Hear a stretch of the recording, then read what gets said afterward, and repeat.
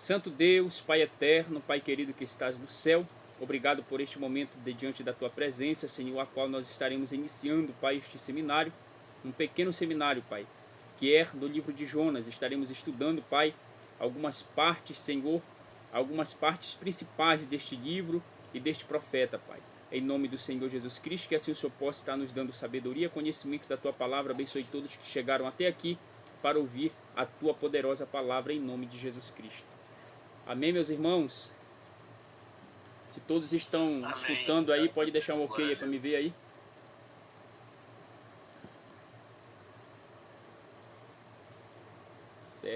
Certo. Vamos lá. É óbvio, vamos ler, abrir nossas Bíblias no livro de Jonas, do profeta Jonas. Livro do profeta Jonas. Olha como é que está a minha Bíblia no livro do profeta Jonas. Vocês estão... dá de ver bem aí? Olha como é que está aqui, ó.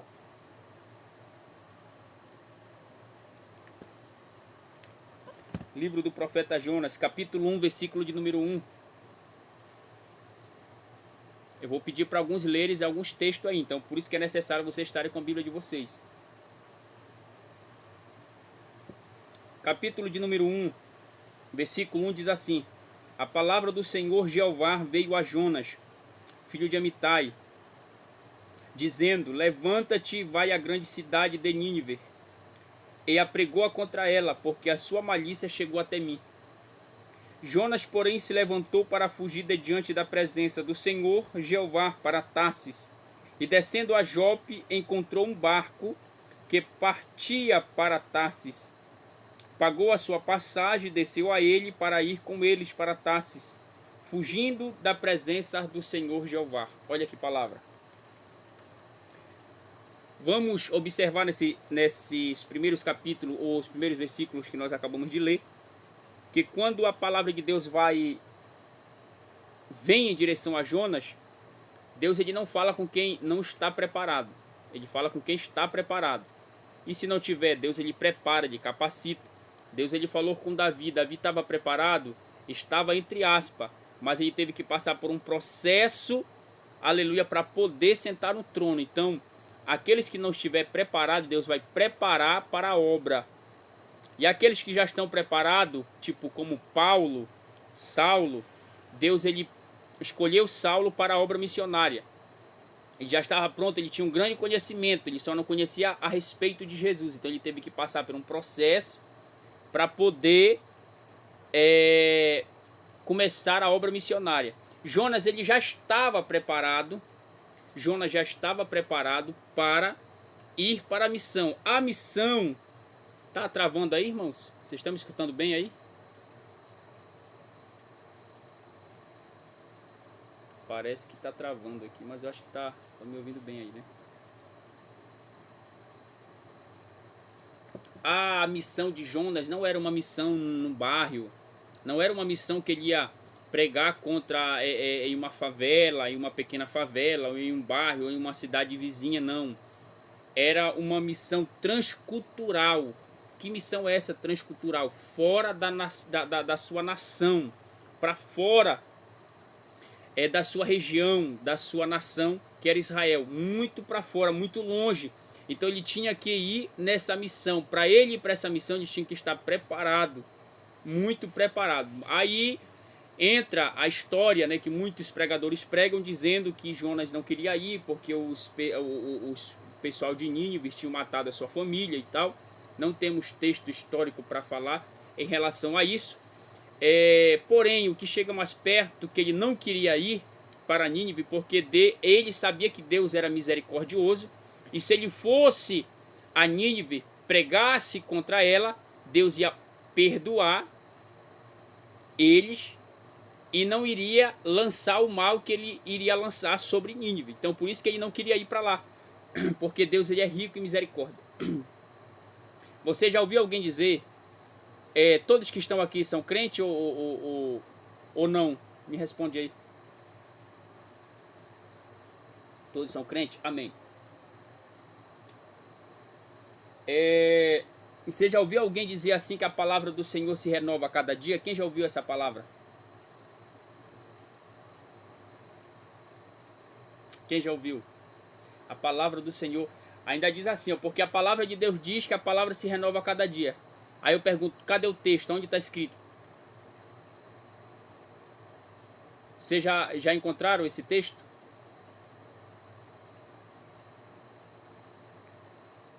E aí? Não, eu vou falar só, mas encontrar o texto em si eu nunca vi não. Nunca li, no caso. Muito bem. Por quê? Jó, antes dele passar pela prova, ele só conhecia a Deus só de ouvir falar. Porém, depois que ele passou pela prova, a própria Bíblia diz que agora os meus olhos te veem. É o que eu falei para vocês. Eu gosto de falar o que a Bíblia fala, mas se a Bíblia não falar, a gente tem que ficar quieto.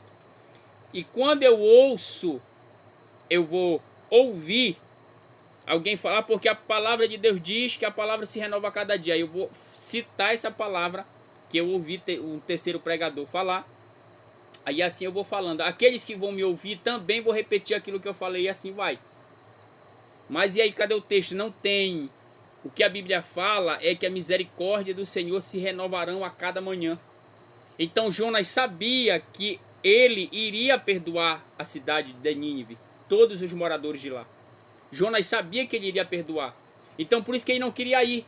Porque na mente de Jonas, o povo de Nínive não precisava, não tinha como ele ser perdoado. Porque ele era um povo que não tinha piedade de ninguém. Então na cabeça de Jonas, eles não precisavam de perdão. Não precisavam ser perdoados. Então por isso que ele não queria ir para Nínive. Justamente por essa causa.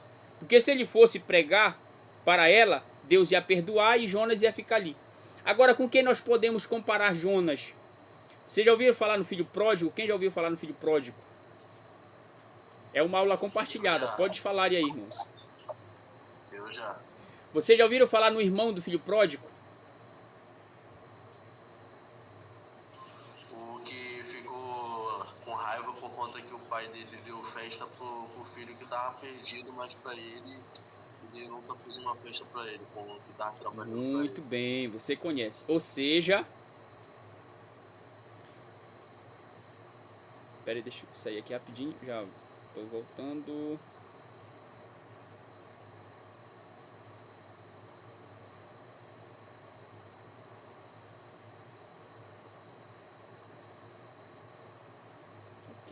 Ok. Então, o irmão do filho pródigo, ele não aceitou que o pai o recebesse o irmão de volta, o que estava perdido. Então, quem é o filho pródigo? Quem é o irmão do filho pródigo? O irmão do filho pródigo é Jonas.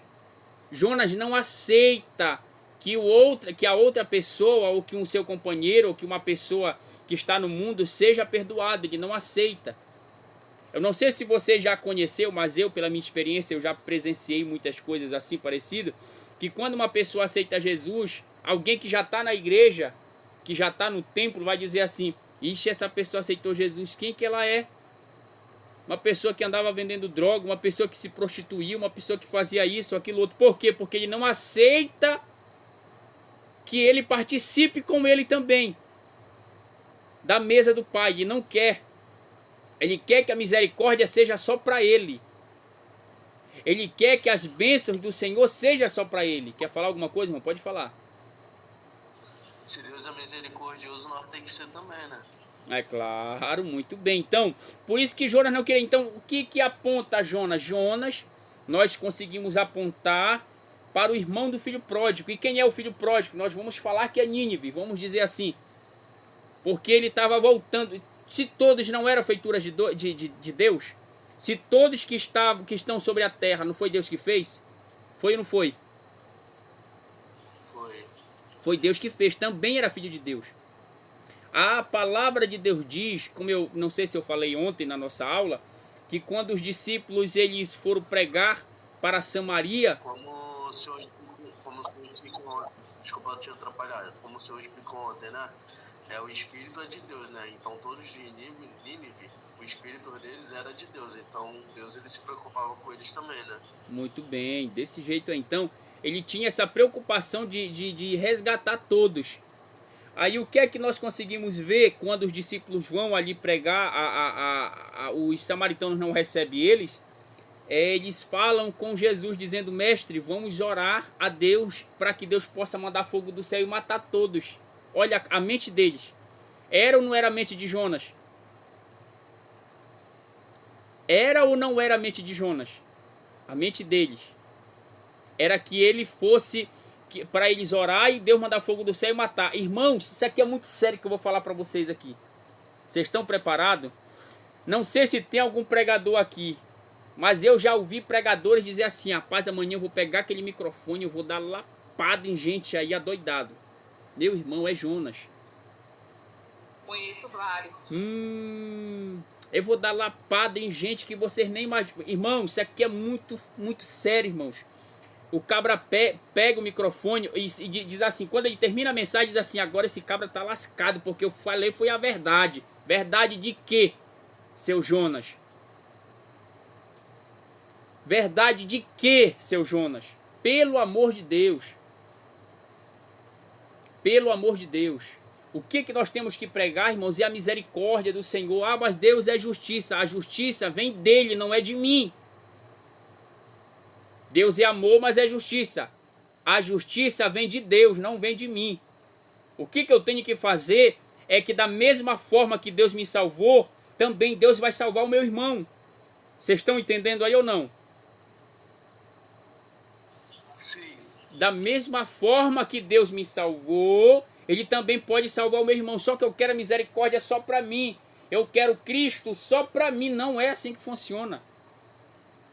A Bíblia diz: porque Deus amou o mundo de tal maneira que deu seu Filho unigênito. Ele não disse que Ele amou só o David. Ele não disse que Ele amou só o Lucas. Não, não, não. Ele disse que Ele amou o mundo. Quando João Batista vê Jesus se aproximando do Jordão, ele diz assim: eis o Cordeiro de Deus que tira o pecado do mundo. Do mundo. Ele não disse só de um indivíduo, ele disse do mundo. Pelo amor de Deus, com uma palavra dessa eu estava exaltando e glorificando a Deus. Pelo amor de Deus. Aleluia. Eu tenho certeza que você conhece um Jonas. Aquele um que diz assim, ó: esse aí não tem mais jeito, dentro da igreja. Esse aí não tem mais jeito. Esse aí não tem mais jeito não, daí vai morrer. Não quer a misericórdia para o seu irmão, quer só para ele.